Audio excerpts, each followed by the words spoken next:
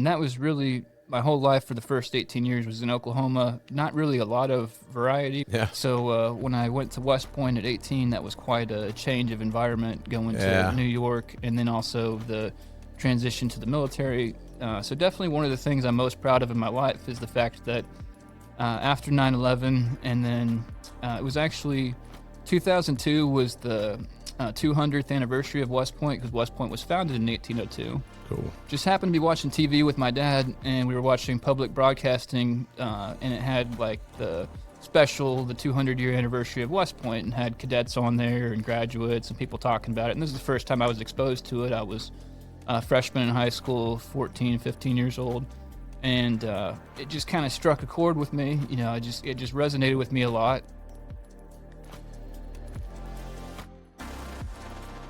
Ready to roll? Let's do it. What is up, everybody? This is Joe Adams, and welcome to the Relentless Pursuit Podcast. What we do on this podcast is bringing guests from all different backgrounds, all different walks of life, to share their journey and everything along the way that led them to where they're at today. We're here to make an impact, and we're here to connect, and that's what we do. So if that is for you, like, subscribe, show some love, all those wonderful things. If that is not for you, I don't know what your problem is, but you need to jump on board today. Thank you. But without further ado, I would love to introduce today's guest, Mr. Paul Tennison. Good to be here. Welcome, man. Thank you. It's an honor having you. Awesome. I'm glad to be here. This is so cool, man. You know, guys, per usual, we talked for a solid hour plus prior to the recording. Yeah. Building that relationship and building that connection, and that's one of my favorite parts of this.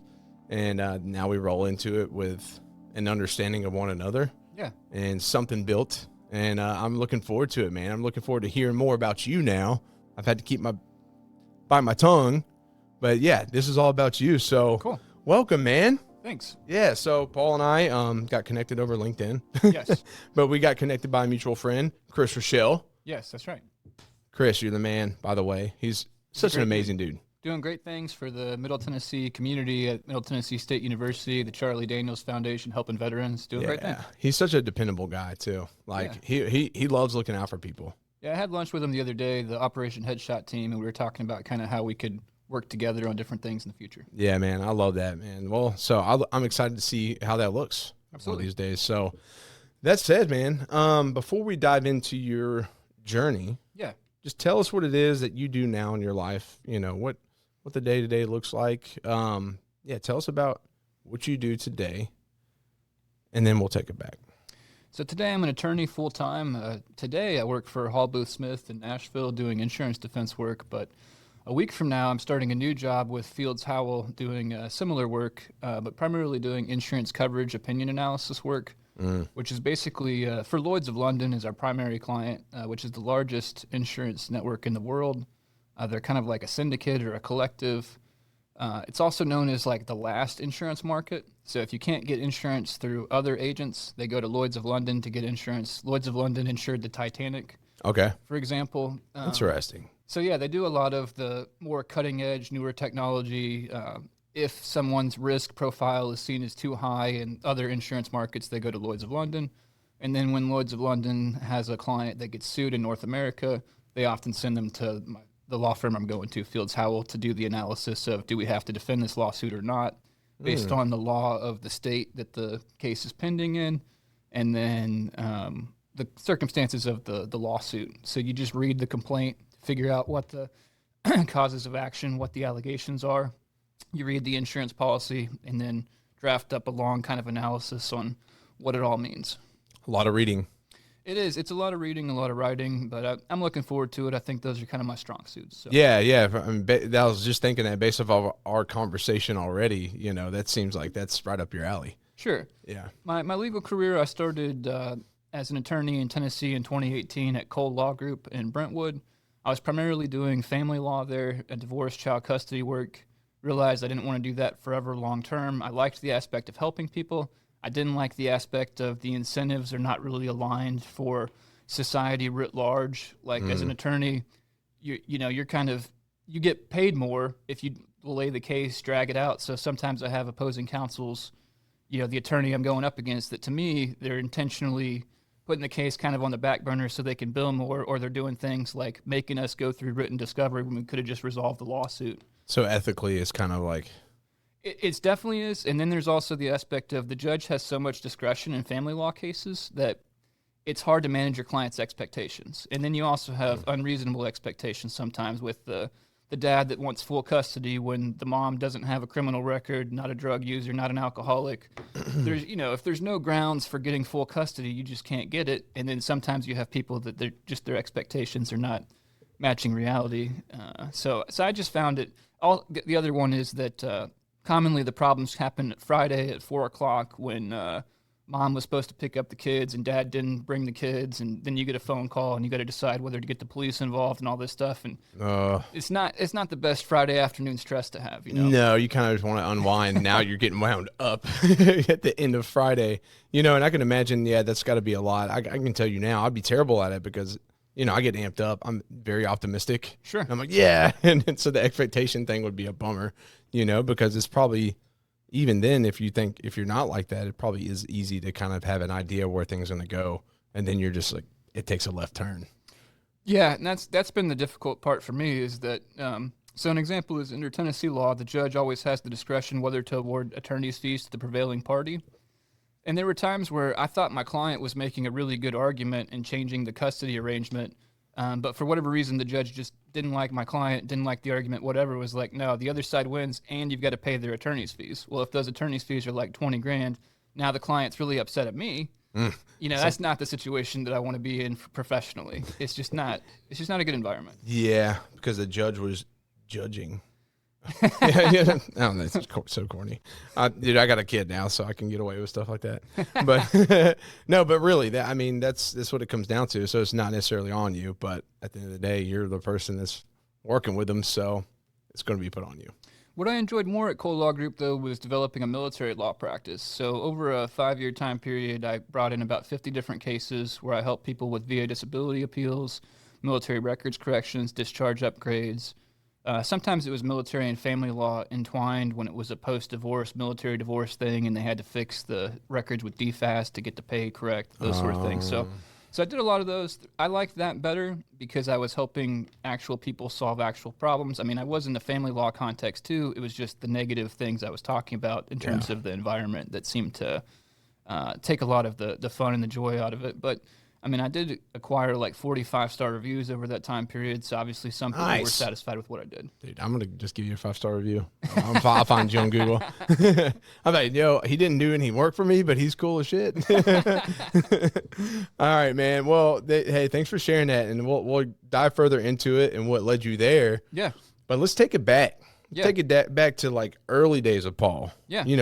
Where do you reign from? Yeah. The early beginnings, because there's a lot that led Paul to today. That's right. So let's start there. Yeah, so I'm originally from Oklahoma City. I was born in 1988 and lived in Oklahoma City until I was about 15, and we moved to Newcastle, Oklahoma, which is a small suburb outside of Oklahoma City.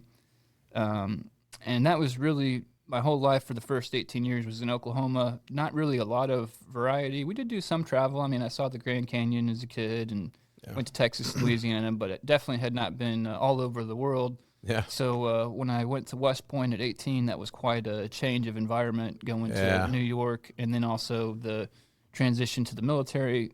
So definitely one of the things I'm most proud of in my life is the fact that after 9/11, and then it was actually 2002 was the 200th anniversary of West Point, because West Point was founded in 1802. Cool. Just happened to be watching TV with my dad, and we were watching public broadcasting, and it had like the 200-year anniversary of West Point, and had cadets on there and graduates and people talking about it. And this is the first time I was exposed to it. I was a freshman in high school, 14, 15 years old, and it just kind of struck a chord with me. It just resonated with me a lot, and I think because of the post 9/11 environment. This is 2002.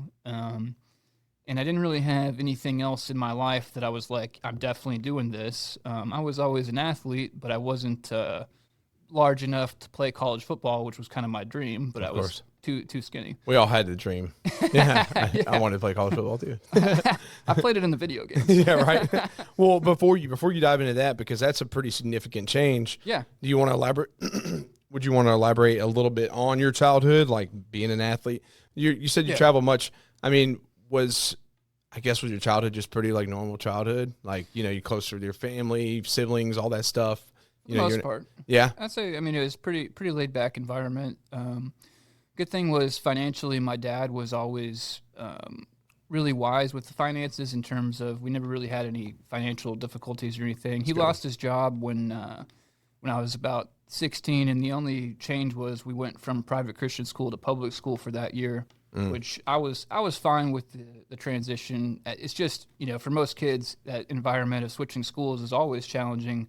But I think in hindsight, it's been helpful for the fact that my military career, I switched jobs 10 times, and I switched jobs 3 times as an attorney and lived in different places. So I kind of think that switching schools as a child is one of those difficult things, but kids are resilient, and in some ways it prepares you for life. So yeah. Was there any, before we go to that, was there anything maybe significant from your childhood that you remember today that's maybe impacted you in adulthood that you can reflect upon? Yeah, I'd say definitely like the sports aspect of things. We liked watching sports a lot, and I was homeschooled for part of my childhood, and as a result of that, I already said I'm a voracious reader, so I was generally able to finish all my schoolwork between the time of like 9 a.m. and noon, and I was done for the day. Yeah. And so the rest of the day I'd be outside in Oklahoma. When we lived in the city, it was kind of a typical city environment, but we had a basketball hoop, so I'd go out and shoot hoops for a couple hours most days. That was kind of the thing. And then I've got 2 younger brothers, 1 younger sister. So same kind of thing. We'd be outside playing. When we lived in Newcastle, we had 6 acres, so that was a little bit different on the variety of things we could do. We had a horse. At one point in time, I had a dirt bike, but after I ran into a barbed wire fence and my brother ran into the brick house, my dad reconsidered and we got rid of the dirt bike. And after that, I never went to motorcycle because the time I ran into the barbed wire fence, it could have gone very poorly. I just happened to kind of parallel it and just barely scrape it. But if I had fishtailed a little bit harder, it probably could have gone, much more poorly. All I got was like a scratch. So. Yeah, you could have got jacked up. That's right. Yeah, so you got lucky because I was wondering, like, damn, barbed wire, like running into a barbed wire fence, that doesn't seem too appealing. No. But overall, like a pretty, like, I'd say just pretty nice, like, American childhood. Exactly. One memorable story from my childhood is so in Oklahoma, it's kind of similar to Tennessee weather. It doesn't usually get freezing cold, but maybe cold enough in the winter for things to freeze over. So we had a couple of ponds out at our place, and there was one that was kind of a smaller pond, and I was kind of walking on the edge of the pond because it was just frozen enough, but it wasn't really frozen enough to be walking on it. I'm not talking about like Minnesota where they commonly, ice skate on the ponds. Yeah. It's not really the smartest thing to be doing. I was about 12 years old, and realized the ice was kind of giving away, so I went off. But my dog, Trusty, who was with me, decided to go to the very middle of the pond and fell in. And for 2 or 3 seconds, I had the "oh no, Trusty" sort of thing. But then I was shocked when the dog just, I saw the paws come up and he just pulled himself right out of there. Impressive amount of strength, because they say grown men can't pull themselves out of the ice like that. Yeah, that's pretty. I guess if you're, well, good thing he had those claws. Right? Yeah. Damn. And Trusty was good, though, after that. It was perfectly fine. Thank God for Trusty, man. I'm glad Trusty saw it through. Because that would have been pretty traumatic as a kid, like, had he not. So, that's right. Yeah, good for him. All right. So, Trusty, we talked about that. Now we're diving into, so you had that moment. You said you saw the West Point ad. You were diving into, basically the decision to go to West Point. Yeah, so it was a 2-hour special. So it was kind of a longer, kind of full-length feature movie kind of thing. What I remember about it is that, it featured cadets doing training, talking about kind of what they do day to day, talking about their experience at West Point, some of the graduates, what they do. And then this would have been 2002, so immediately kind of after that, I went to the website and read it and started getting an idea of, like, would I be a competitive candidate to apply? What's the admission criteria and all that? Learned that the service academies, you actually have to get nominated by a congressperson or senator, so tried to figure out kind of what that process was like. And then I started reading some of the books that were out there about the experience at West Point and his Army officers and that sort of thing to kind of make sure that's what I wanted to do and prepare myself for it. Both my grandfathers had served in the Army, neither for long time periods, but they didn't really have any negative things to say about it. It was just kind of a, go do it if that's something you want to do. It was kind of basically what they both said. My grandfather was actually the captain of the track team at the University of Arkansas, was a high-level athlete because he had the Louisiana State high school record for the mile for like 20 years. Nice. Very impressive. That's very impressive. Because especially lasting that long. Something that people are competing day in, day out. 2 decades. That Jimmy Tennison would still be number one. That's really cool. Hell yeah. And it was 4 minutes and 7 seconds, and that was right when the 4-minute mile was broken. So, I mean, that's really like elite world class. Yeah, that's insane. Then. So at Arkansas, he actually said he won one track meet at Oklahoma State where he got first out of everybody in the mile. So, again, that's very impressive. I'm not sure why he wasn't quite. I feel like he was on the cusp of Olympic, but never did the Olympic stuff. But he was talking about running in the Army, and he said it wasn't very challenging compared to guys, come on, yeah, I know.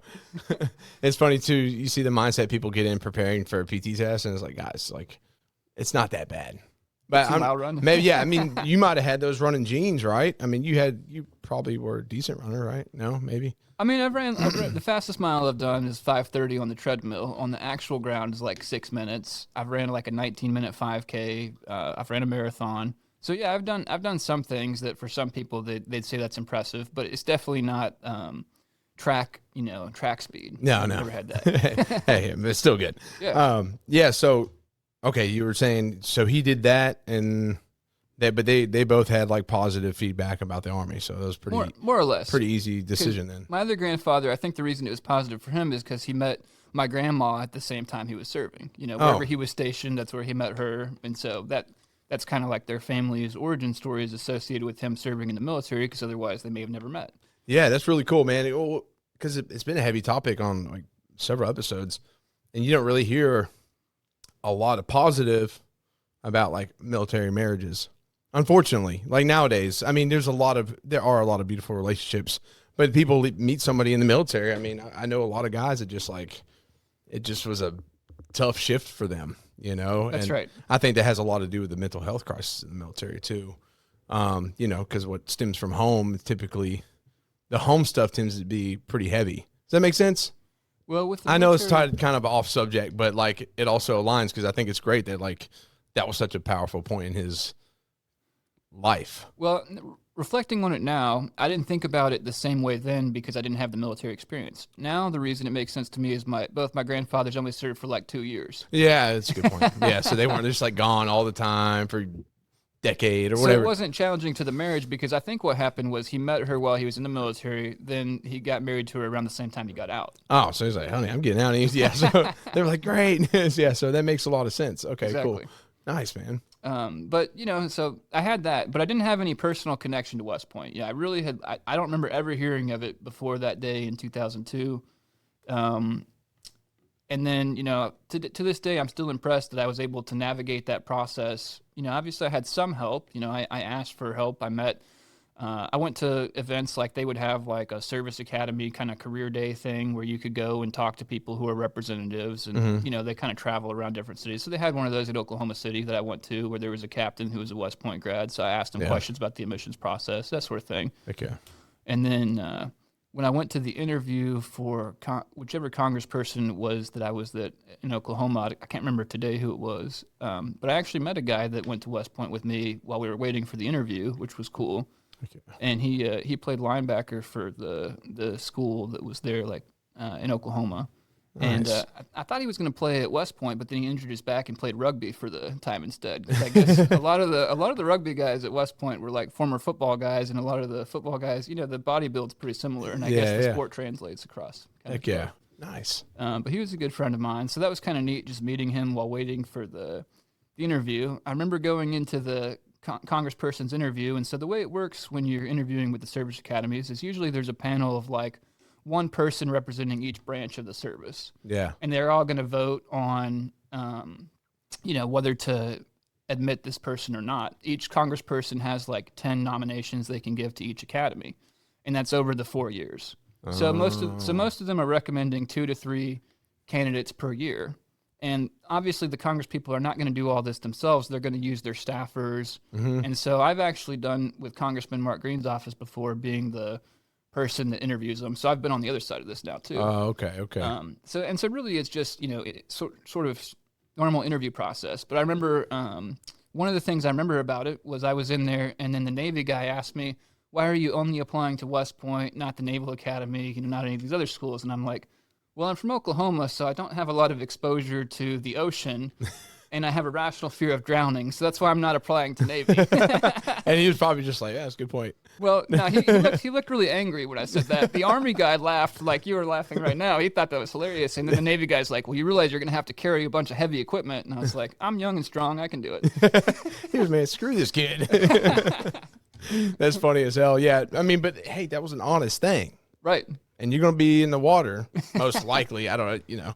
That's funny. So the Army guy was like, hell yeah. Exactly. He's like, we got this one. When I was also like, West Point's the original. Yeah, for sure it is. I mean, it does have it's pretty cool when you think about schools like that, because you do have, the Army school, you got the Naval Academy, Air Force, and you got the Citadel, and which has been around for a long time, and West Point, man. But West Point's got that, I don't know, it's got that time. Is that the first one?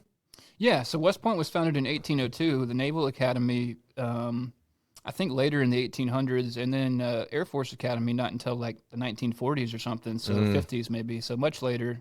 Coast Guard and Merchant Marine Academy are the two other smaller ones that are technically service academies. And then there's others like Citadel, Texas A&M, Norwich, that have a historic large ROTC population. So a lot of officers will come from those schools as well. Cool. But the difference is the service academies, it's publicly funded through taxpayer dollars. So you don't pay to go to school at West Point. You actually get paid a stipend while you're there.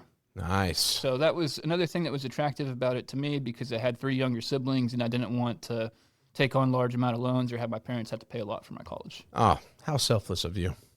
That was nice. No, I'm just kidding. No, but you considered all those things. I mean, it's funny reflecting on that, because like when I was getting ready to go to school, I was like, well, I guess I could go to the Citadel because I'm supposed to, right? I don't even think I don't even know if I went through some kind of I didn't go through any kind of interview process. I think I just got an in because I didn't have the best grades either.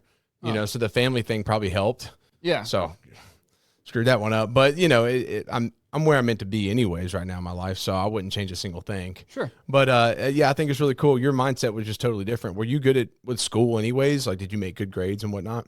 Yeah, I mean, I had like a 4.0 GPA in high school, but the reality was the private Christian school I was going to was not challenging me. There were only like 6 people in my class. Oh. So it was more like I could do the homework for everybody and we would all get an A. Yeah. That was kind of the way it was back then. I mean, I didn't always help other people with the stuff, but, it was just, for me, it wasn't a problem. Like, I could do the assignments, like, while we're sitting in class, and they're talking, I could be working on the worksheet or whatever, so the homework was done. Easy. And then since I was a 3-sport athlete, none of the administration gave me any grief about anything. As long as I wasn't acting crazy, then they weren't going to bother me. So. Oh, yeah, that's too easy, man. I mean, hell, it worked out. My high school experience was totally different. Yeah, so I think for me, I mean, growing up, like I said, being mostly homeschooled, we were a very religious family, Southern Baptist, going to church every Sunday, every Wednesday.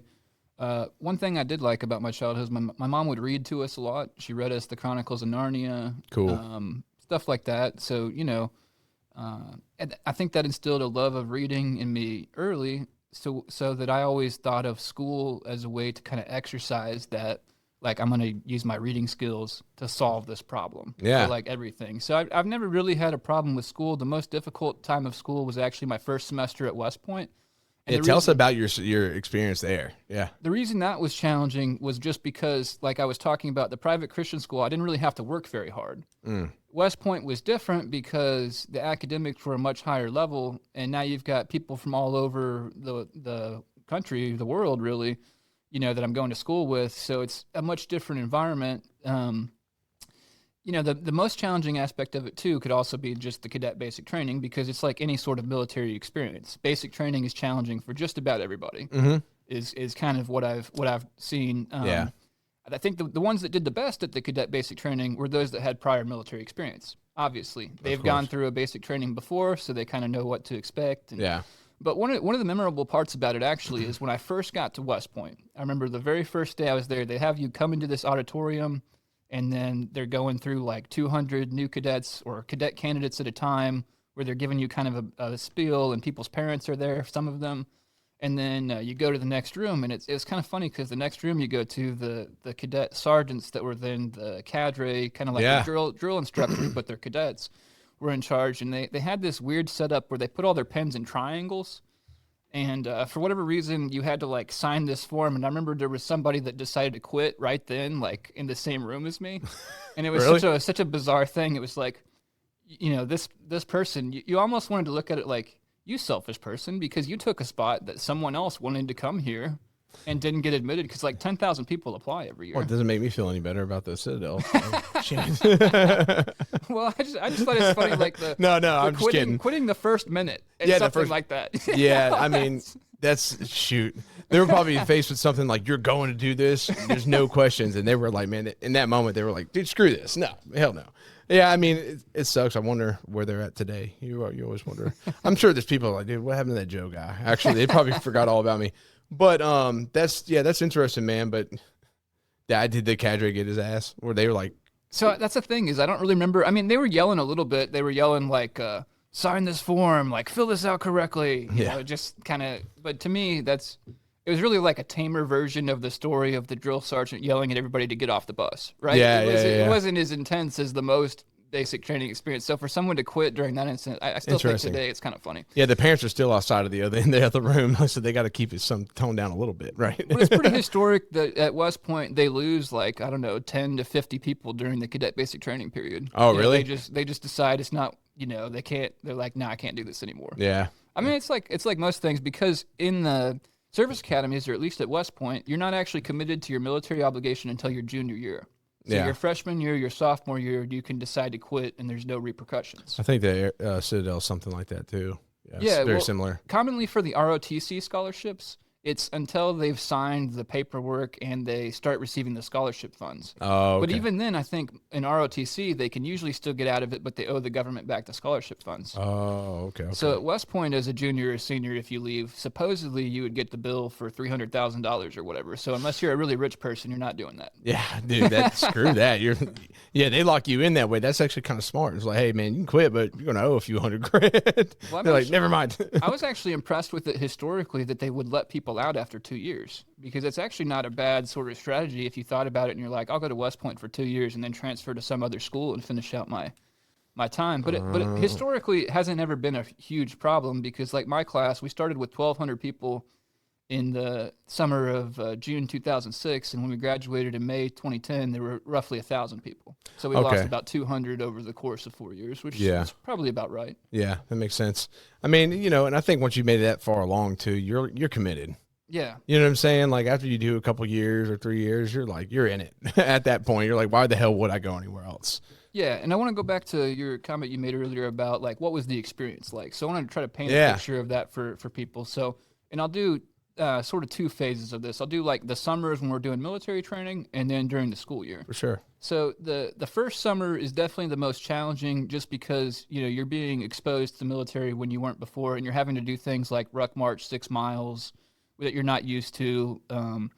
It's New York in the summer, so it still gets up to 80 degrees, heat, and you're basically out walking everywhere, all day outside, thunderstorms, that sort of thing. So, and then there's also in the military in general, I'm sure you experienced this, there's a lot of standing in line for things. Oh, yeah. Yeah, so, there's a day where hurry up and wait. As a cadet, you go somewhere and you're just standing there in line for something. And also, there was a lot of times where we'd be sitting in an auditorium and there'd be a guest speaker, a general, a congressperson, somebody talking to us about something for an hour or two, and you're just trying to stay awake. There's people like walking on the edges that'll get that guy, he's asleep. That sort of thing. And then, so I'll try to do some of the more memorable stories. One of the more memorable ones from my time during cadet basic training, which they call Beast Barracks, there's a couple of stories that I think are good. One is they used to like us to do uniform drills. So the idea with uniform drills was they would tell us what to wear, and it'd be something weird. They'd say, go put on your raincoat and your dress shoes and some random combination of items, and they'd give you 5 minutes to run to your room and run back with whatever they told you to wear. And then, of course, if you didn't wear whatever you were supposed to, they'd have you stand up there and do push-ups or yell at you or whatever to kind of intimidate you. And I don't know really what the life lesson they're trying to instill in that is. No, I think they're just giving you shit. Or just messing with you and seeing that, how you take it. I think, you know what? I appreciate that stuff. It's I don't want to call it hazing, but that term gets, but I think, it's part of the military, man. Just going through basic training, like, the instructors are giving you crap. They're making you do stuff that makes absolutely no sense. Yeah. But the fact of the matter is you're doing it anyways because you don't want to get lit up. I think the same thing in that situation. One, they all had to go through it at some point. Right. But it's just part of like testing you. It's like I got my group, my guys in the Hurry, right? Like my spiritual group. We prospect guys. Like if we got a guy coming in, like we prospect him for a year or two hard and we put him through hell. You know what I'm saying? And it's like, does this really matter to you? Because we want this it's like an eternal thing to us, right? Like we take it very serious, but it's essentially the same kind of thing. I think like I don't know. Cause it says a lot about somebody if they're willing to just do what they're supposed to for something bigger than themselves, because it's bigger than you. Well, I think it makes a lot of sense for the Army specifically, because the Army specifically, the mission is close combat, enemies of the United States. I will engage, kill, and destroy the enemies of the United States in close combat. Something like that, the mission of the infantry. And really the whole Army is about the combat arms aspect of things, the infantry, the armor, the artillery, all of that. But you also need the rear support, all the other things that go into it. And, the soldier on the front line who's wearing the combat equipment, has the weapon and all the stuff. You also have the supply chain to get all that there, the training to get them there. So there's all these systems and processes.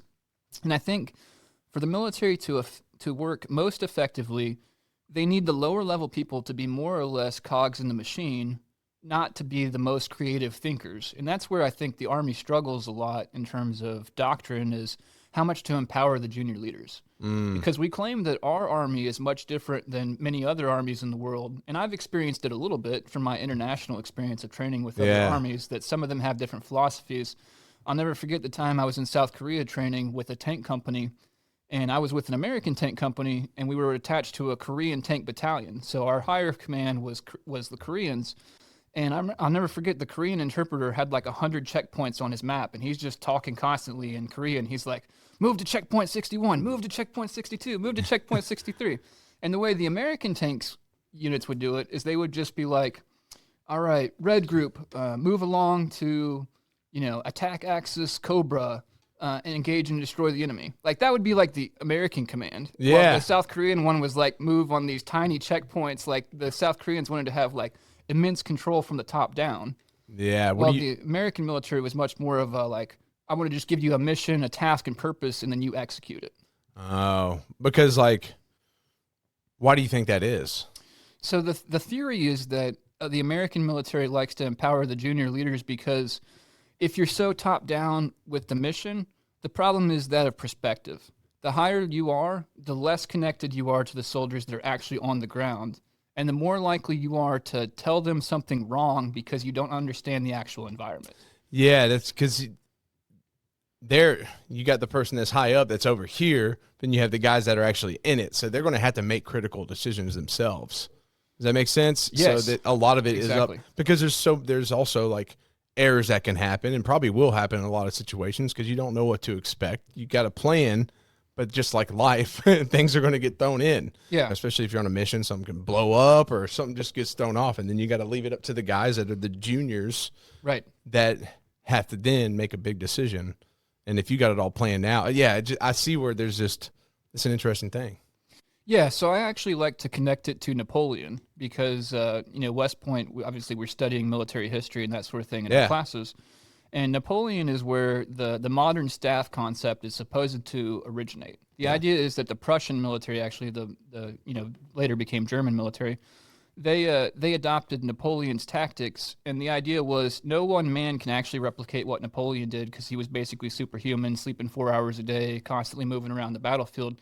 So instead of trying to do something impossible, what we're going to do is we're going to create a staff. Yeah. So S1, you're in charge of personnel. S2, you're in charge of intelligence. Tell us what the enemy is doing. S3, you're in charge of operations. Tell us how to move as a unit collectively. That's cool. S4, you're in charge of logistics. S6, you're in charge of signals, so help us communicate. So instead of having one person try to do all those functions, you staff it down, and then everybody has an individual sort of part to play in the battlefield mechanics. And that's how warfare has evolved since the day of Napoleon to today. Yeah. So did y'all study that? That's really cool. And did y'all study so y'all study tactics quite a bit, or just different tactics, I guess you could say, across the board? So at West Point, you take a military science class every semester. So that teaches you in the first year, it taught you just kind of like the basic rank structure, the basic things of the military, kind of like basic tactics of like a support by fire and an ambush and that sort of stuff. And then as you went more into it, it got more into the staff concepts I was just talking about who does what functions at a higher level of the military. And then you learn more of that if you graduate West Point and go to officer basic training for your specific functional area that you're doing as an officer, you learn more about that specific thing. Super cool, man. And then they have a captain's career course, and then they have intermediate level education for majors, which I actually completed all of the Common Core, ironically, because I then got out of the military where I don't need it anymore, but I had already finished it. So you were like ready to become a major pretty much? I was already a major. I made it to major in the Tennessee Army National Guard. Oh, nice. Cool, man. You worked your way up a little bit. So it's captain, then major, right? So I went from cadet to second Captain, lieutenant, major, first colonel. lieutenant, captain, major, and then I got out. Okay, cool. Nice, man. So so that's one side of school. And Yes. So what's the other? Okay, so back to the cadet basic training. One more story is that I actually had been moving right around the time I went to West Point, and I packed one of my bags with I decided to buy the boots ahead of time to try to be smart and wear them in a little bit. Mm-hmm. And for some reason, I threw a remote control for a TV in my boots, and I completely forgot about it, in my bag that I brought to West Point, right? And so I was at West Point, and that pair of boots I'd put in storage, and then one day they let us go get it, and I brought it back, and I had it in my cadet room. But the cadet room was really strict with you had to have the top drawer folded this certain way, all 5 drawers, and then all of your clothes in the closet, you have to hang them with all the buttons, all this stuff. And so I remember I was putting the boots on, and then I was like, what is this remote control doing here? Why did I bring this? what am I going to do with this? Yeah. And the exact time I'm thinking, what am I going to do with this? They yelled, "Everybody outside now!" And I was like, "Oh crap!" So I just opened the drawer, threw it in because I didn't have enough time to do anything, right? And then I actually forgot about it because cadet basic training is a little stressful. They're always yelling high at you. Speed, you're kind of moving from one place to another. And so we came back to our area, and our cadet sergeant had us line up on the wall, and he said, "What is this?" Holding the remote control. And I think because I was so tired, it wasn't really registering that it was my remote control. I'm like, what is this guy showing us a remote control for? That's so funny. My roommate that's next to me, he's like, "It's a remote control, Sergeant." He's like, "That's correct. Why do I have it?" And then everyone's like, "I have no idea." He's like, "New Cadet Tennison, do you know why I have this?" And then he's like, "You know what we're going to do? New Cadet Tennison, you are in charge of this squad, and you're going to march them around in a square, and you're going to shout TV commands with your remote. And then they're all going to echo, 'He can do that. That's why he brought his remote to Beast.'" And so we were really doing this for an hour, just walking around saying silly stuff like, "Channel 3, he can do that. That's why he brought his remote to Beast." 12 people just marching around. It's funny because y'all are y'all aren't joking around. Y'all are probably serious as hell doing it because if you laugh, they're going to get on your ass more. And these guys are trying not to die laughing, but they're just watching you act like fools. Dude, I love that because it reminds me of some of the stuff that they do in basic training, man. That's so freaking funny. Your dad's probably, I just picture your dad at home like, "Honey, where is the remote? Damn it, I still can't find it." Well, it was the TV that was in my room, so it's probably my brother. Why can't I turn this TV on now? That's so funny, man. And then actually at one point in time they had to switch up who was doing it, and so my roommate was the one doing the controls, and this other cadet sergeant came over and he's like, "What's going on over here?" And he goes, "Mute, Sergeant." So that was definitely the funniest part. And then he had to do a whole bunch of push-ups and get yelled at. Of course he did. Yeah. But I mean, that's pretty, honestly, under that pressure, that was a pretty funny call. Exactly. Mute. I always thought Heps was a really funny guy. He was from Hershey, Pennsylvania, actually. Ah, I got family up that way. Oh, cool. Nice. Heck yeah. Hey, we're not going to dive into all that. I'll talk about, family members, all that stuff. But anyways, so school, you're talking about the cadet basic beast training? Yeah, cadet basic training. Cadet, okay. It says something about beast, so.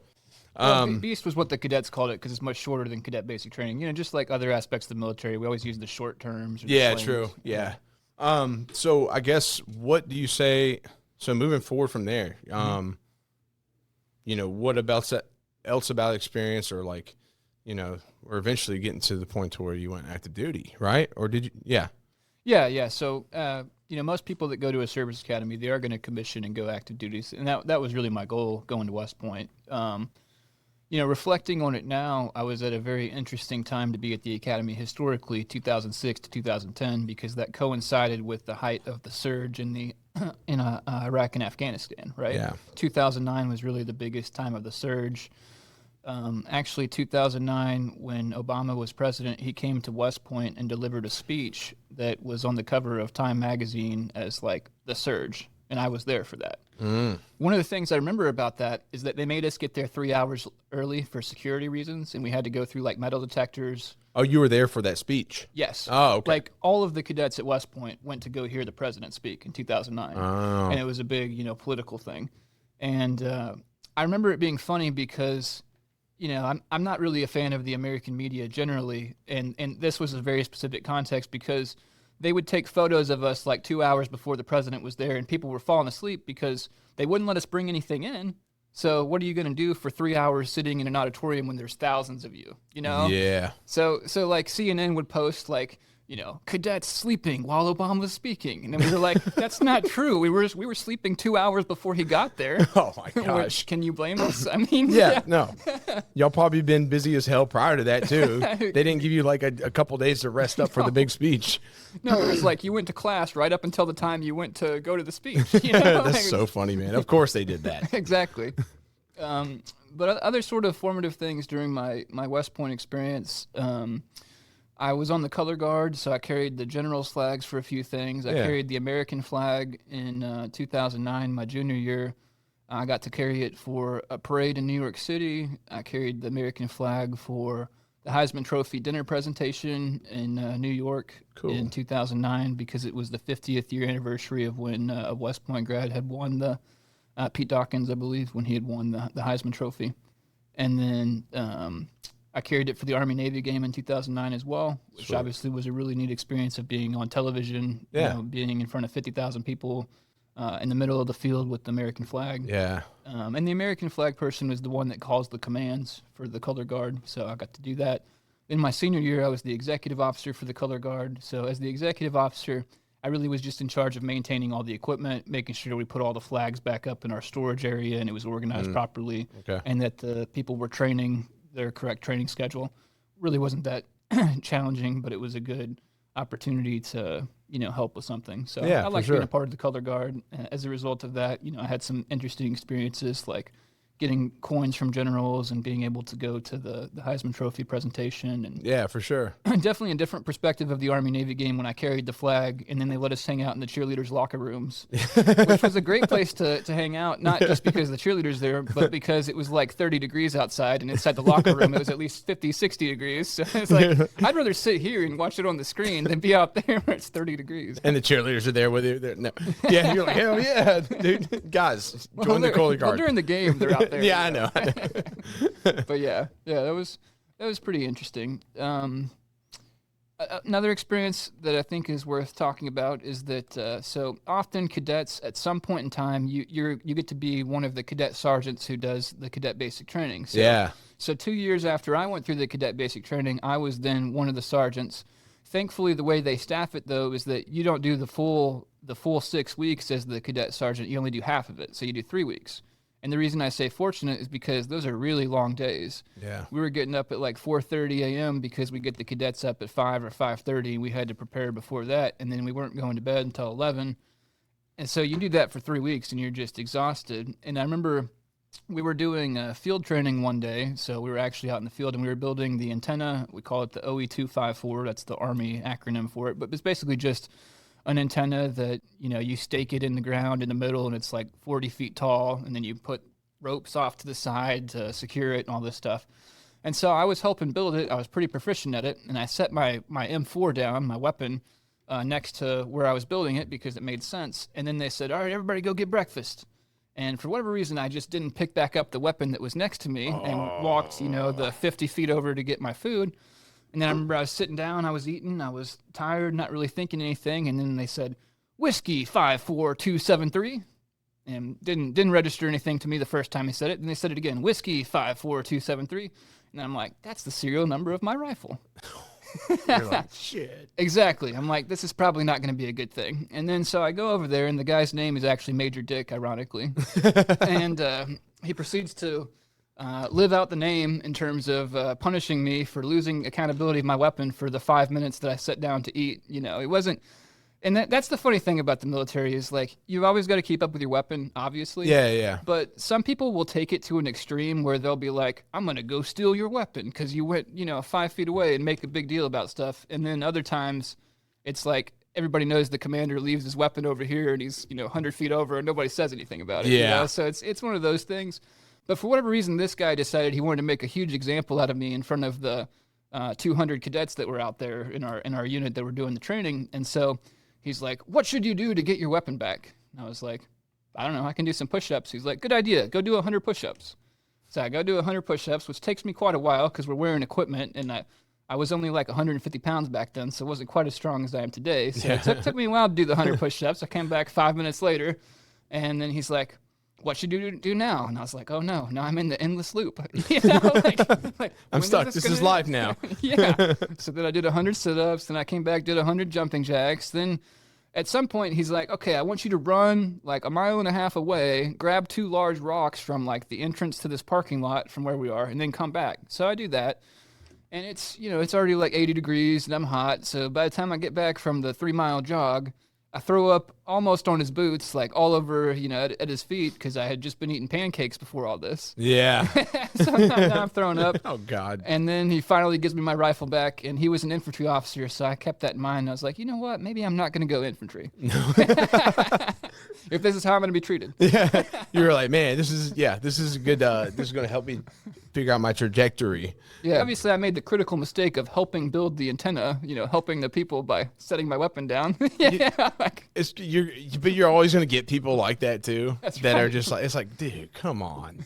Exactly. Yeah. It's kind of reminds me of there's a chief that was retiring that came by. I was at weapons standardization because I was an instructor, right? So we had higher ups come through all the time to see the jets, and if there's like a load competition or something. And I had full sleeves, all right, but there's a gray area because they weren't showing because I wore the long sleeve sand shirts. Yeah. And he got so just been out of shape about the your fact tattoos? that I had long sleeve shirts. Oh, on. that you were wearing long sleeve. The long sleeve shirt was out of regs. And he's like, it's an undershirt. And I was like, well, technically my t-shirt would be an undershirt under my blouse. Yeah. He's like, no, that's like the long sleeves. He's like, he wanted me to go look through the regs and send him all this stuff. The dude was like a month away from retirement. I'm like, bro, I want to be like, so needless to say, I sent him like one thing. He's like, too gray. He's like, get more information. And I just stopped emailing him. I was like, man, screw this guy. Like, he's giving me a hard time about this.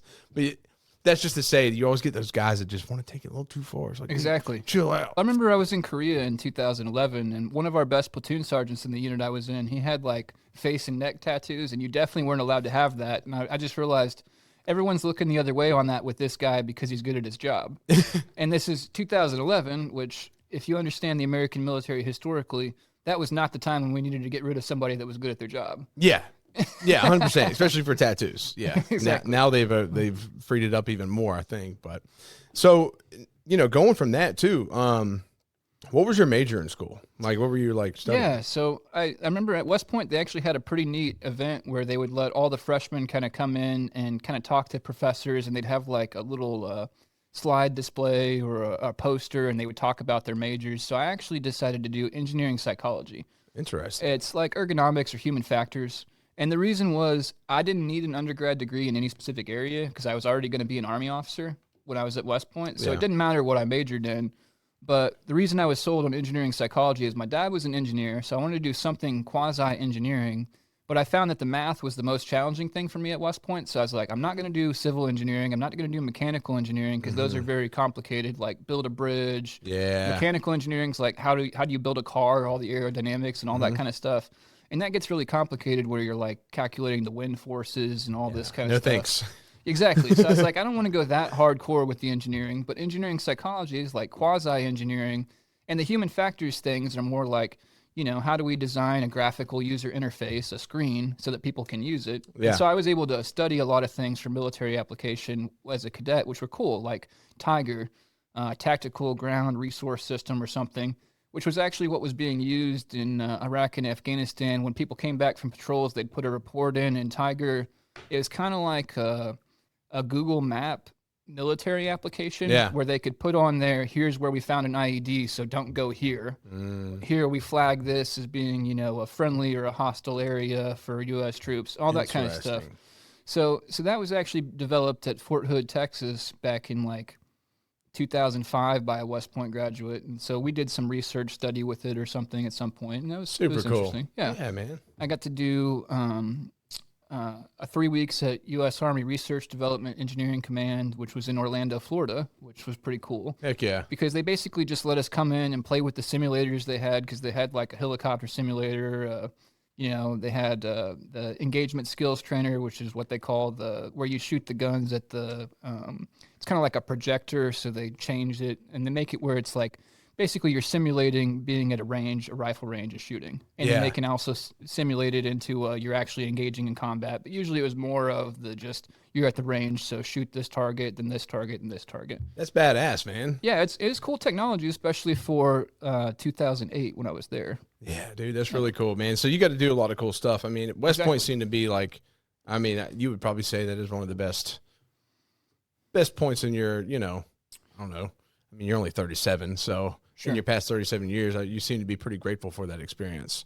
I mean, I think one was, having lived most of my life in Oklahoma and not really being able to engage with as diverse of an audience of people. Mm-hmm. West Point definitely had a diverse audience of people. I remember, I'd go to class and the guy sitting next to me is from Alaska. This person's from New York. Yeah. This person is extreme conservative. This person's an extreme liberal, if you would say from what I was experiencing in Oklahoma. Yeah. So just seeing the variety of different viewpoints that people have. But obviously, I think to me, it lived up to its reputation educationally. It was challenging. It wasn't easy, but because actually the first 6 weeks I actually had a D in like one class or two classes, so I had to go to study hall for a little bit until I brought my grades up. And then the last 2 years I kind of flipped the switch and made the dean's list both times. So I figured out how to get more A's and B's and that sort of thing with the classes, which mainly it was just study more was the main thing. It was just my freshman year I was used to high school where I didn't have to study very much. So it was just that transition of like, no, you got to read these 40 pages and understand it. Yeah, that's a bit of an adjustment for you. Yeah, that makes plenty of sense. And so that said, you did well towards the end. So when did you graduate? May 2010. So 2010. Yeah. What goes from there? You're going into like officer training school, right? OTS? Yeah. Yeah. Exactly. I mean, is there anything else you want to highlight from West Point before you go to that? One more thing. We had this cadet troop leadership training. It was actually just developed while I was there. Basically, the idea was the commandant and higher up in the academy thought that we were going a little bit too far away from the military training aspect of West Point historically. So they wanted something that was basically a mini ranger school. Oh. So that's what the cadet troop leadership training turned into. And basically what they did was they just had us do a bunch of like small unit ambush tactics where, half the cadets are on blue team, half the cadets are on red team. That sounds fun. I mean, yes, to some extent, but to the other extent, when you're out for 3 days doing patrols and you're not going back to a bed to sleep in, you're sleeping on the ground. And I was a 240 assistant machine gunner at 155 pounds. So I didn't really have the strength to be carrying an extra 30-pound plate on my back. And two things of the ammo cans, because each of those are another 5 pounds. So I'm weighing 150 pounds and carrying 60 pounds of gear for 3 days. It was really about my limit. What I could do. And I remember we weren't sleeping very much because the whole idea was you ambush at night. It's basically what it was. So I remember one time I was the assistant machine gunner and I'm sitting there like this, laying in the prone. I'm sitting like this because what you do as the assistant machine gunner actually is you hold the ammo like this so that it'll pass over correctly and they won't jam the 240 machine gun. Oh. So the machine gunner's next to me and And I remember, it was like 3 o'clock in the morning. It was the second day of patrolling. I felt like I hadn't slept at all. And I just kept like, falling asleep like this with the rounds in my hand. And it's like every time I was waking up, I felt like there was somebody like 10 feet in front of me. And I almost would start yelling, "He's right there." I'd be like, "Shoot him, he's right there." And then I'd be like, "I'm hallucinating." Oh, you started getting delirious? Yeah, man. Oh, yeah, I've run into that before. That's funny, man. And then they like get pissed at you for calling the wrong thing. Well, actually, the funniest story of it is actually that you weren't supposed to wear contacts. And I've always had poor vision since I was like 11 or 12. It's also probably one of the reasons why I was only attracted to go to West Point and not Navy or Air Force, because the most attractive jobs from the Naval Academy or the Air Force Academy as officers, in my opinion, is the fighter pilots. Of course. So I couldn't do that. I knew that was out because my vision was bad. Part of the reason why I also was like, I'll go Army. And so I was usually wearing glasses. But for whatever reason, during this one, which this was our second summer, so like we're about to be sophomores, for whatever reason I decided to wear contacts this one time when we went out for 3 days of field training. Not a good idea because I didn't really have all the stuff to care for it. Started getting stuff in my eyes, so at some point I was just like, screw this, and just threw the contacts away. But I was basically near or less legally blind at that point in time. Yeah. Like I could see shapes and colors, but I couldn't tell, if you're standing in front of me without it, I couldn't really recognize this Joe unless I just knew from the context. Yeah. And the way this got sort of dangerous to me was that I was a machine gunner at this point in time, and I was like in the machine gun. It was just me because the other guy that was in the machine gun nest with me, he was sleeping. And one of the other cadets near me had fallen asleep, and one of the instructors had just squeezed his, trigger to make the round go off because we had blanks we were firing. Yeah, right? yeah. So he squeezes his gun, and then so I'm like, oh no, is the enemy there? Should I start shooting? Because I got the machine gun, Yeah. But I could like just make out the shapes enough to be like, I think that's the instructor, and he's just messing with my buddy over here. Yeah, do not fire at him. Because if I started shooting then, they'd been like, what the hell are you doing? Dude, you got some problems, man. We need to get you checked out. That's funny as hell. It is. Yeah, dude. That vision thing's nothing to play with. Right. Now they just give you LASIK. Well, I got PRK while I was at West Point in 2009, so I had like perfect vision for like 2 years, but my eyesight's so bad that it's already gone back. I've got contacts again. Oh, okay. But it's still much better than it was before. I was at like -7. They told me, they're like, you barely have enough eye surface for us to do this surgery because your vision's so bad. That's insane. I can't relate, man. I got perfect vision. My whole family wears glasses and contacts. My wife, everybody, Yeah. but me, I'm like, I haven't had any issues yet. Well, it's definitely a blessing. Yeah. Perfect vision. Yeah, I mean, I guess, if I have to, I'll get glasses or something. But, Yeah. we're good for now. Yeah. So let's just hopefully we can maintain that. That's funny, man. Well, so yeah, I do want to dive in because we got, the rest of this segment. We'll jump on another one too. But I want, because there's a couple things I want to cover. I want to cover some of your active duty experience, some of the attorney stuff. I mean, there's a lot to cover, so we might have to do a round two as well. Okay. Which is perfectly fine. Transitioning from there to active. Like, let's go into that a little bit. Yeah, so graduated May 2010, and the way it worked at West Point was based on your class rank, you could choose what you wanted to do in the military. So, and then they assign that to you your senior year. And by I say you can choose, there's a limited number of slots, and it's based on your class rank. Mm-hmm. So if you're number one in the class, you absolutely get to choose. You can pick any of at the time it was 26 options. Yeah. I don't know if it's changed since then. But I was towards the middle of the class. I think I was like number 600 out of 1,000 when I graduated. So I still was at the point where I could basically pick anything and get it.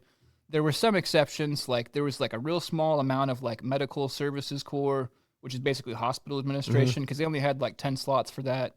And then like the helicopter pilots was also, it usually historically goes out about the midway through the class because that's a popular thing. Yeah. But I knew I couldn't qualify for it with the vision anyway. Yeah. And I didn't want to do medical services corps. I didn't want to do hospital administration. So for me, the question was like, I really saw myself as like a thinking man officer sort of. So I wanted to be somewhere where I could kind of use my analytical skills in a combat role.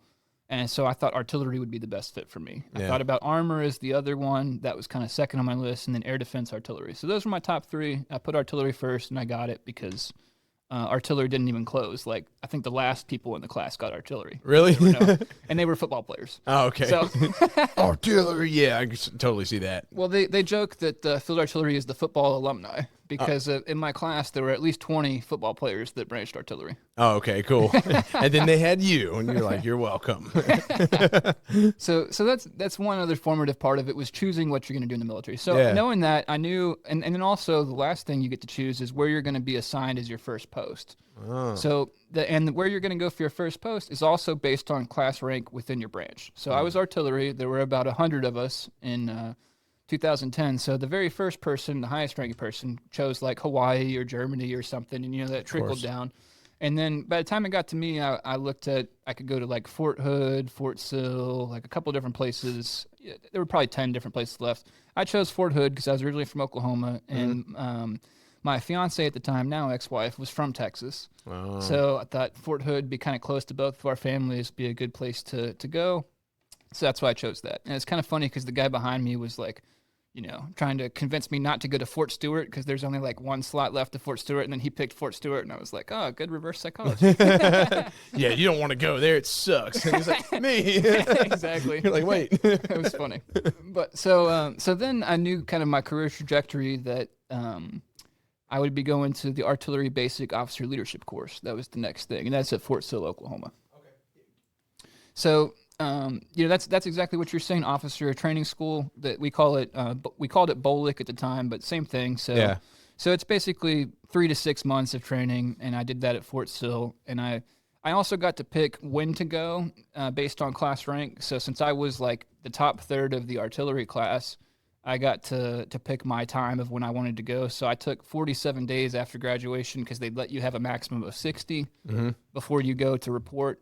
You could go as soon as like 15 days afterwards, but I'm like, why would I do that if I can be paid to have a little bit of time? Take you a little break. Yeah, exactly. For sure. And I got married during that time and that sort of thing. So then we went to Fort Sill, I guess in like August. It was like 47 days after graduation, and then I started the training process. So I was able to just like show up and report on like day one.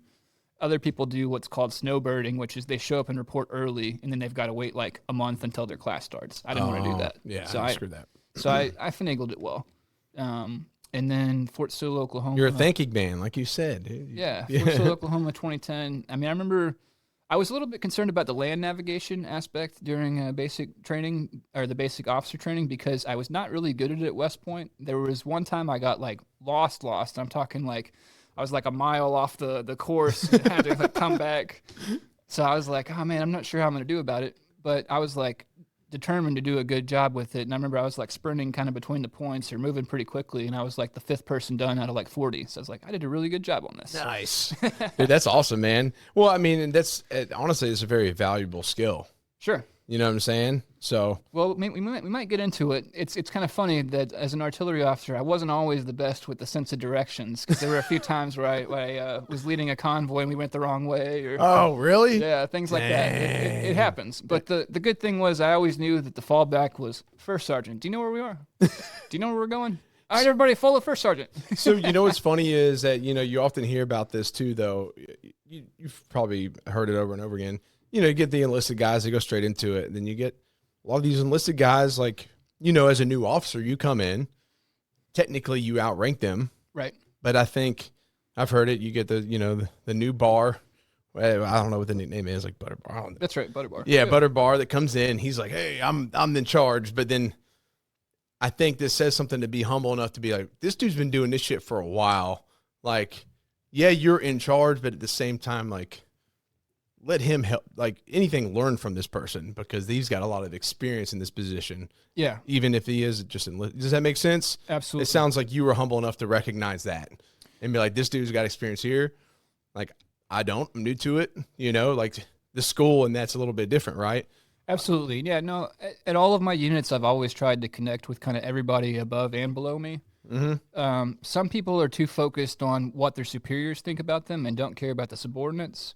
Other people kind of don't play the political game with their superiors as well as they should, and they're more focused on the subordinates. I try to do both, because you really can't be successful in a military career as an officer unless your superiors like you, because they write your evaluations. Yeah. You can't be successful. You also, in the same way, can't be successful unless your subordinates are going to follow your commands, because then you're not going to accomplish the mission. And And it's more than that. It's more like you want them to have your back on things. Yeah, you want them to, because... And you want to be a team. So sometimes as a team, just because you're in charge doesn't mean you're going to make the right decision. So if you have a valuable teammate who's going to be able to tell you, hey, sir, I know you think this is the right thing to do, but think about these ramifications of if we do this. 100%. There's something to be said about like respecting someone based off rank versus respecting them as an individual. I think what I learned in the military is that, you should always respect the rank because they got to that position. Exactly. But it's more the question of, do you respect them beyond the rank? Like if you were going to have a conversation with them and they weren't wearing the rank of sergeant or colonel or general or whatever, would the conversation be different? Exactly. If the answer is yes, then you're really just respecting them based on the rank they have, not based on who they are as an individual or what they're bringing to the table. And obviously what complicates it in the military is that most people are trying to get that 20 years in service and retire and be done with it, is really kind of the way that the American military system currently is with the cliff-vested retirement system, which makes it much different in terms of the way people are trying to interact in the system. And also, I'm navigating the Army during a time of war, which makes it a lot different. But anyways, I get so amped up, man. Sometimes I forget to breathe. It's not good for your blood pressure, apparently. So definitely breathe. You got to remember. So you stopped right there. Oh yeah, we were talking about leadership and whatnot. Yeah. So you're talking about your active duty time. Yeah. So 6 months at Fort Sill, Oklahoma is what I was talking about. The basic officer leadership course. Which I ended up doing really well in. I graduated right below the honor graduate level. So I was 10th out of 100 in the class or something. So I did well.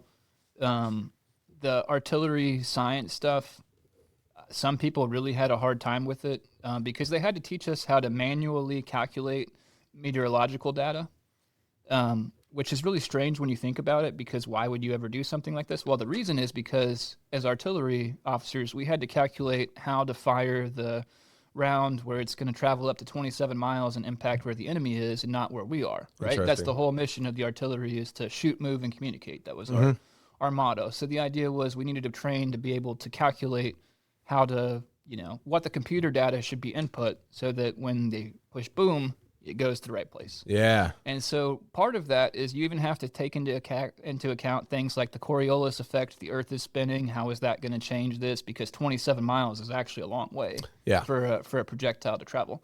Damn, I never thought of that. So there's actually a really long form. I mean, it's like this long, where you start at the top with the date and the information, and then it goes through what's the temperature at this altitude for 10 different altitudes and all these things to calculate that you would then input into the computer. But the reason they taught us how to do it manually was because then if there's a computer error, you can think through the step action drill or the, what are my troubleshooting steps? Yeah. You can really only understand the troubleshooting steps, really, I think, if you understand what's the manual going on that's into the computer. So I think that was a good thing that they taught us that as artillery officers. A lot of people complained about it because people that didn't have the kind of experience or the ability to solve those sort of problems that I did, because we're not only West Point graduates here, right? They're all the ROTC graduates that are going into artillery. Yeah. They're also at basic training. And also the football players at West Point that graduated towards the bottom of the class. They're having a really hard time with this type of stuff. Yeah. So actually, I remember. Look at you calling people out, man. I'm just kidding. Football players. Well, I mean, some of them that are good. I'm joking. It's just the sort of the reputation. Talking shit.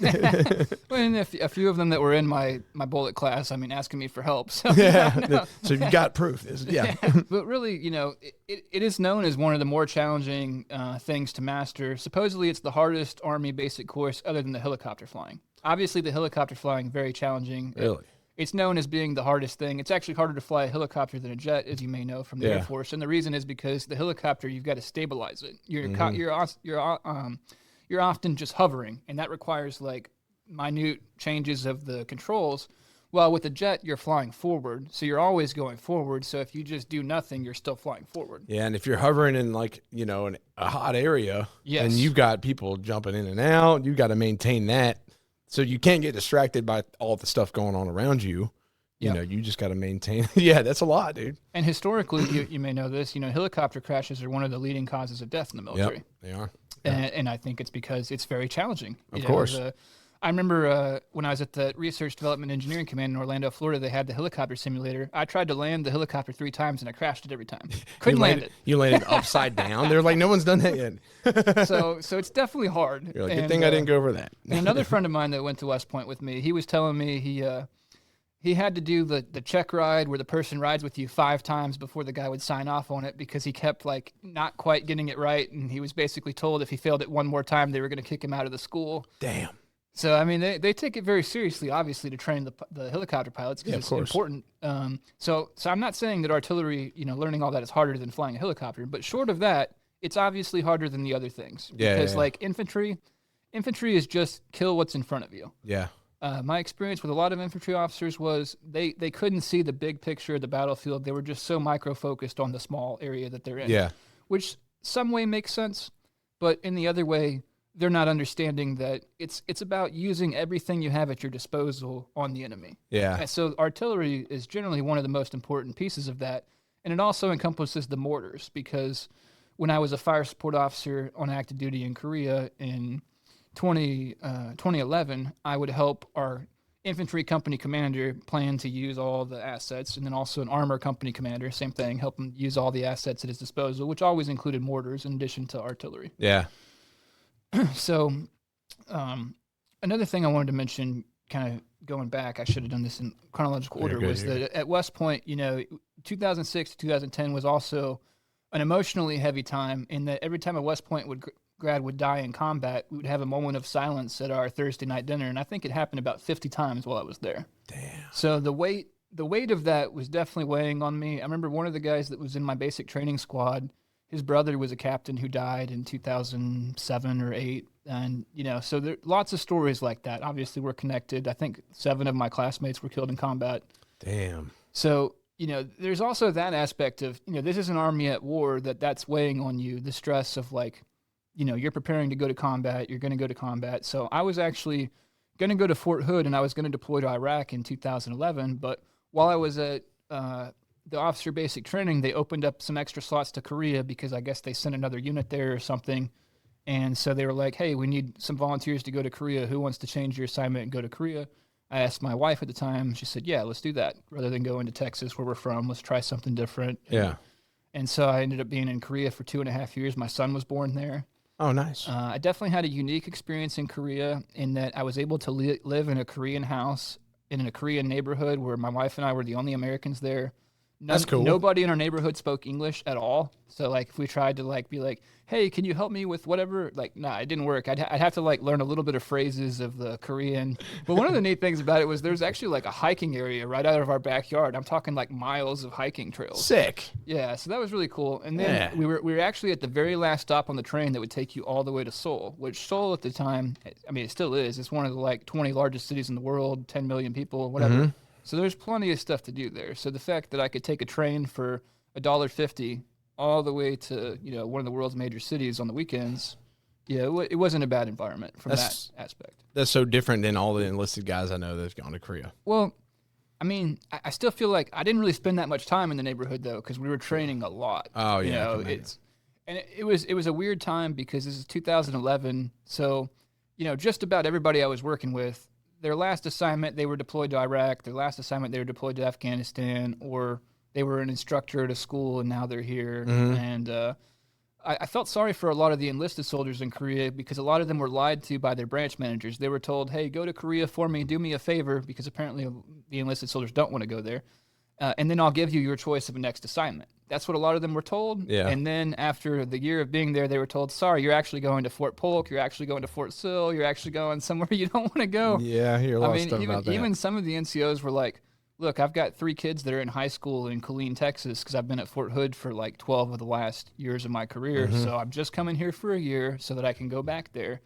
And even some of them, I don't know if they if they actually honored that. And that's the really challenging thing about the military is, you can try to navigate things and plan it, but every once in a while you can just get overruled for needs of the Army. Yep. Yeah, it kind of sucks. Yeah. Yeah, because a lot of people get their hopes up too. Yeah. Well, I mean, if your goal is like, I want to be in Hawaii, you got to keep in mind, how many soldiers are in Hawaii versus how many soldiers are there writ large. And how many want to be in Hawaii? Yeah. Hey, guess what? A lot of other dudes trying to go over there too. Exactly. That's what I'm saying. So the branch managers kind of have a lot of power in that regard to put you different places, and your assignments and all that. So for me, I got to switch the assignment, go to Korea, and that was definitely a formative life experience for me.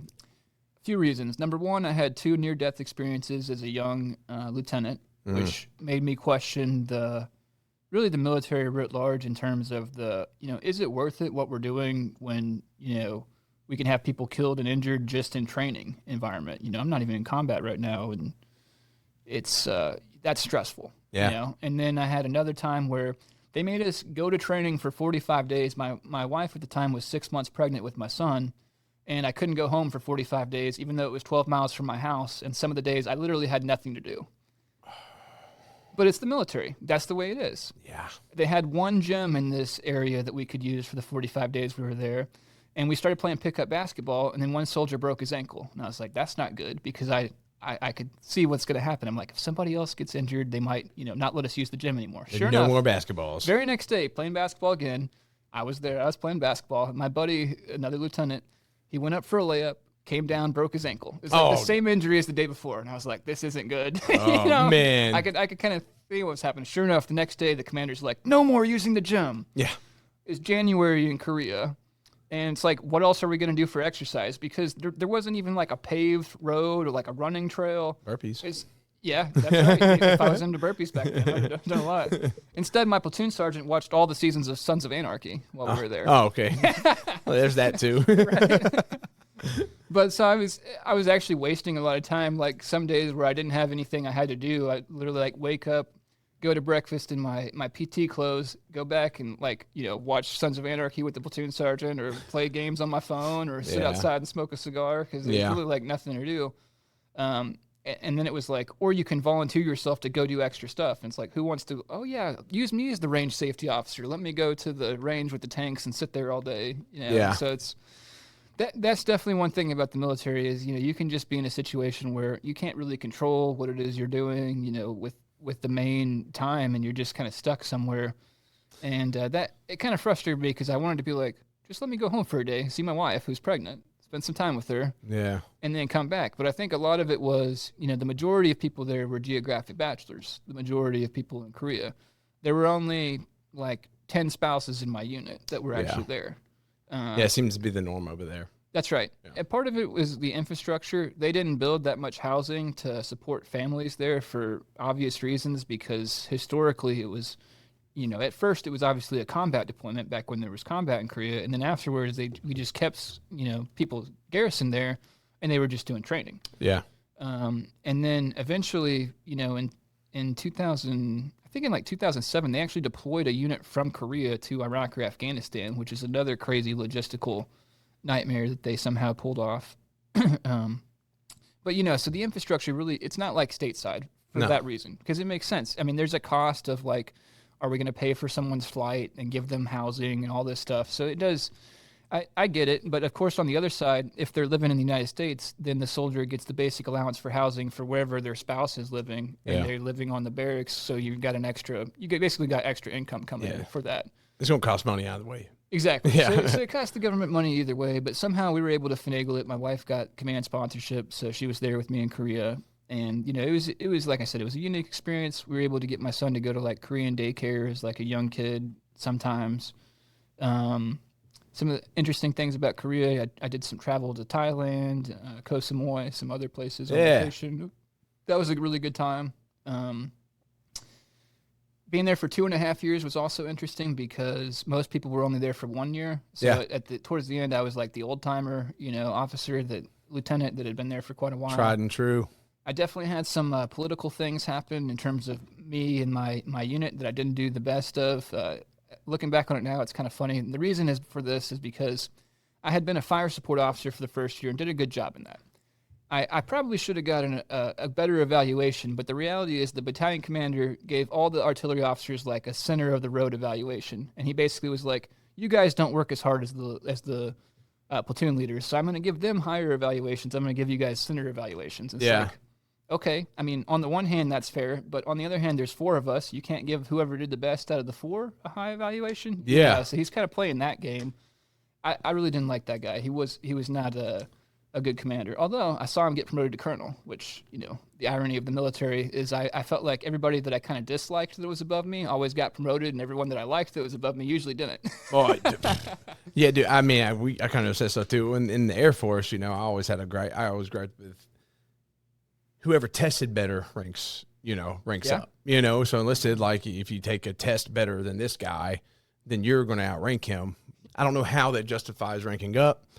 They still do it. I'm not that, it's out of my pay grade. I don't deal with all that, but it just made no damn sense. Yes. Yeah. Like there's a lot more that comes with that rank. Mm-hmm. Yeah. So the story is that I had finished my time as a fire support officer. I thought I did a really good job. So I was coming over to for the artillery officers in most American Army units. You got kind of 1 or 2 ways you can go if you're with the brigade that's an actual fighting unit. You can either be in an artillery unit where you're a fire direction officer, so you're calculating the data, the math stuff I was talking about, and then you're the officer that has to say safe, send it, so that they can actually, once the data is calculated, they send it to the guns to fire. It's a good system that we have an officer that has to clarify that that's safe. And then the other job is platoon leader. You're in charge of the platoon, and this was a Paladin unit, so the Mike 109 Alpha 6 howitzer, it looks like a tank, but it's artillery. So this is the 27-mile capacity, maximum range, and it's 155 millimeters. So the rounds you're shooting they're very heavy, like 80, 90 pounds. So loading them is challenging. Yeah, so for sure. The 13 Bravos, the gun bunnies, they've got to be somewhat strong people to pick up those rounds and put them in the tray to load it, all that kind of stuff. And then the other side was the fire support side. So oftentimes what happened with young lieutenants is you would go do fire support for a while, and then you go do fire direction, then go do platoon leader. That was kind of a common career trajectory. So I had already done the fire support time in Korea in Camp Casey, Camp Hovey 2012. So I was transitioning to the artillery unit, and I was going to go be a platoon leader. And then what happened was one of the generals had an aide opening, and one of the general's aides messaged me and was like, we see you're a West Point graduate. You've got a good resume. Somehow they do this or whatever. We'd like you to apply to be an aide. And I was like, okay, yeah, I'll do this. So I talked to my wife about it. It was like, yeah, let's do it. And then I started thinking about it. I was like, well, I kind of want to do the platoon leader thing because I haven't got to do it yet. So I kind of changed my mind on it. And then I sent a message directly to that captain without going through the chain of command. This is the part that got me in trouble because I didn't go to my battery commander, didn't go to my battalion commander. Apparently, the battalion commander had already said squash it because Tennison doesn't want to do an aide position. He wants to do platoon leader. And then I'd sent an email saying something different. And then this captain responded to the email and CC'd my commanders and all said, no, you're already interviewing because we already put you on the thing. It's like no choice now. And then my battalion commander was so mad about that. He's like, you went around the chain of command. He's like, I don't understand this. I'm a West Point graduate. You're a West Point graduate. How do you not learn how this works in 4 years at the academy? You're like, oh. And he lectured me for like an hour, and it was basically like, if I don't get the aide position, now my commander hates me. So now I'm in a difficult spot. So I went to the aide interview, and I thought I somewhat connected with the general. But, I mean, he was basically like, your job's going to be putting sodas around a conference room. Like, can you do that? I'm like, yeah, I think I can handle that. Like, pretty sure I can manage, but let me try this out real quick. But I guess maybe I should have been a little more charismatic about, oh, yeah, I'm the super soda guy. Yeah, right. Because that's the real thing I remember about it. And then General called me the next day, and he's like, I really liked you, Paul, but I went with James over here. He's going to be my new aide. Because there were like 10 people applying for it or something. It's pretty prestigious to be a general's aide. You get to pal around with all the generals. And this was with the 8th Army Command. Apparently, they were flying to D.C. like every other week for meetings at the Pentagon all the time or something. Yeah, so even if you're like doing the soda stuff, like it's also getting you around people, and it can open up more opportunity. That's right. in that level of things. So obviously you're doing stuff like the sodas, but that's not even the point. You're getting really it's an awesome networking opportunity. That's around a general, like that's going to open some doors right there if you get on to stay on his good side. That's exactly right. Yeah, and I should have been maybe pitched it better in the interview or whatever. But I think I was also a little bit stressed about the fact that my wife had wanted me to do it. And then I had said I was going to do it and then said I wasn't going to do it. So, I was being a little inconsistent with all that. So maybe I was a little in my head. And then also it's just, if you apply and lots of people apply, sometimes you're just not going to get it, whatever it is. Yeah. That's just kind of life. So then I had to go back and eat some humble pie because my battalion commander now hates me and said, I can't trust you to be a platoon leader. Now you're going to be a fire direction officer. Well, the ironic thing about that was when I came to be the fire direction officer, I went and met the staff sergeant I was working with. He's like, hey, sir, great to meet you. We've got 5 soldiers. Well, actually, we've got 6, but there's this guy named Ortiz who's leaving tomorrow. Don't worry about him. He's been in trouble several times, but he's getting on the plane. He's getting out of here. No worries. And that was Friday. Saturday morning at 8 a.m., my commander called me. He said, get your ass in the office. I was like, what's going on, sir? Because I wasn't expecting that. He's like, you're a soldier. Was out last night and got in trouble. And I was like, which soldier? He's like, Ortiz. I was like, that's my soldier? Like, I haven't met the guy. And he's like, just get into the office. Damn so it, Ortiz. So I come in, and this dude, for whatever reason, had decided to go out drinking one last time, even though he got in trouble for the 3rd time in his time in Korea. And he was restricted to the post for 45 days, and that was 14 days ago. So doing some basic math, he obviously wasn't supposed to be going out to the area and getting drunk and all that. Yeah. And it just so happened that my battalion commander and sergeant major walked by at the same time he was there, and they were like, I recognize you. You've been in trouble enough times. I know who you are. You're not supposed to be here. And then he proceeds to say F you to the sergeant major and the colonel and gets arrested, and the MPs take him back into the post. Oh, what a dummy. And now it's like, what are we doing with this guy? Well, this guy proceeds to be like, I want to talk to the battery commander. Let me talk to the commander. And I was like, we had the talk on the Saturday on the weekend. This is like Monday. He's like, I want to talk to him again. I'm like, you just talked to him like a few days ago. I'm sure that nothing's changed between Saturday and Monday, but I'll go see if he wants to talk to you. Yeah. So I go ask him. He's like, no, I already told him what I know. We're waiting on the battalion commander to make a decision about what he wants to do with this guy. Because, they were like basically saying we might want to give him a dishonorable discharge or other than honorable discharge or something. Exactly. Yeah. And now this is my soldier who I hadn't met until he got in trouble for the 3rd time or whatever. And then he gets all pissed off, and this guy kicks over some of our artillery unit displays, and he goes over to this bridge near our unit. But the bridge is into, like, a dry creek bed, and it's like a 10-foot, bridge. Well, this guy proceeds to stand on the ledge and say, I'm going to jump. And then my buddy who was next to him said, unless you dive head first, man, all you're going to do is break an ankle. It's 10 feet, man. What are you doing? Yeah. But because of that, we were like, that's definitely a suicidal ideation. They were like, Tennison, take him to behavioral health. So took him to behavioral health. And then he had the most ridiculous restriction on him I've ever read. It was like, you may not go to Burger King. You may go to the barber shop. You may go to your place of worship. They did not let him have a belt. They took away all of his shoelaces. They made him stay in a room next to our guard area in our barracks that didn't have a door so they could watch him 24/7. And all that man needed was some Burger King. Simple. Y'all would have he would have been good to go. His wife lived in New York City, so he was getting paid an extra $2,000 a month that the government couldn't touch, even if they were going to punish him, because you can't take away the basic allowance for housing. Oh. So we were paying this guy $3,000 a month to do nothing, to stay there an extra 45 days just because the commander wanted to be like, I'm going to punish you more. Maybe he was milking it. Yeah, I wish they would have just been like, you know what, just get on the flight and go home, because then I wouldn't have had to babysit this guy for 45 days. Dang, and it was supposed to be the day after you got us. That was a lesson for you there. And patience, grace, I don't know.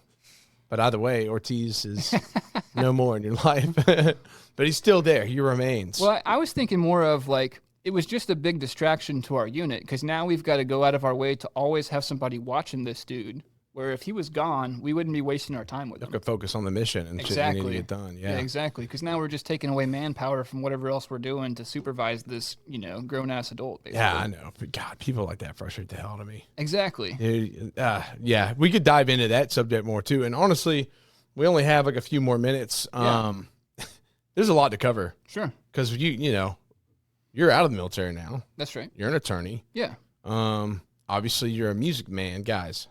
Yeah. Strumming on the guitar. He's a DJ. That's right. I mean, you got a lot going on. Obviously, you're remarried. Yes. So there's a lot more I want to cover, and we're not going to make it happen today. Yes. Yeah. But we need to make it happen. Sounds good. If you're cool with that. Yeah. Is there anything else? We got 5 more minutes. I got a question for you, but is there anything else you want to emphasize before we do exit? Because I hate that we have to end it. I know you got a meeting and so on. And honestly, dude, it's great. Like, I'm looking forward to it, man, because this Yeah. has been fun hearing your whole story, and then and then now we get to dive into a whole different part of the journey. That's just this different variation of things. So, yeah, anything you want to emphasize before we head out? I think I'll just kind of plug my nonprofit work and my music stuff, if you don't mind. Yeah, go for it. So I'm wearing my Operation Headshot gear today, and Operation Headshot is a 501c3 nonprofit designed to assist veterans and military spouses with kind of the transition from military service to the civilian sector.